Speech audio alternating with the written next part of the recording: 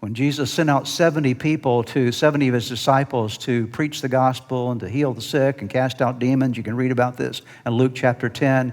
They came back and they're excited because the demons were responding to them, and they were all thrilled about this. And notice what Jesus said in Luke chapter 10, verse 18. This eternal Savior said, he replied to these disciples, read it with me, I saw Satan fall like lightning from heaven.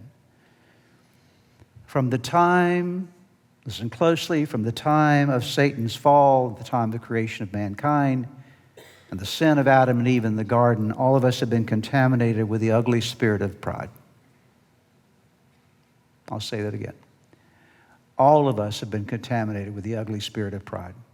And I use those words carefully. It's an ugly thing, pride is, but it's an ugly spirit.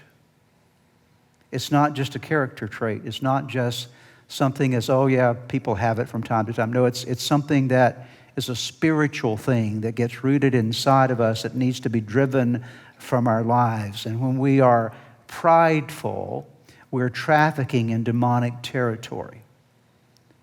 You might say, well, Pastor, you're scaring me. Good. Okay. Because I want to put a little godly fear in us tonight. Because sometimes we need a little godly fear. It's called the fear of the Lord to awaken us and help us to recognize some things that we need to work on in our life. Because if you come to church every weekend and all you go away with is feeling blessed and I'm so happy I went to church and it was such a good message, that's wonderful. I hope you get a lot of that. But sometimes you need to go home hurting a little bit.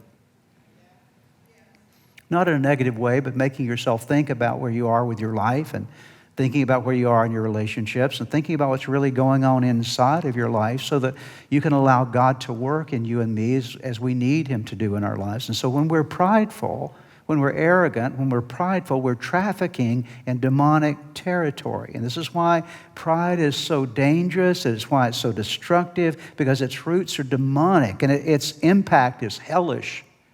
The impact of pride is damning. The impact of pride is extremely destructive. The consequences of pride are described many places in the Bible. I don't even have time to take you through all of them, but I will give you a few examples of them. Proverbs chapter 16, verse 18 says this, pride goes before what?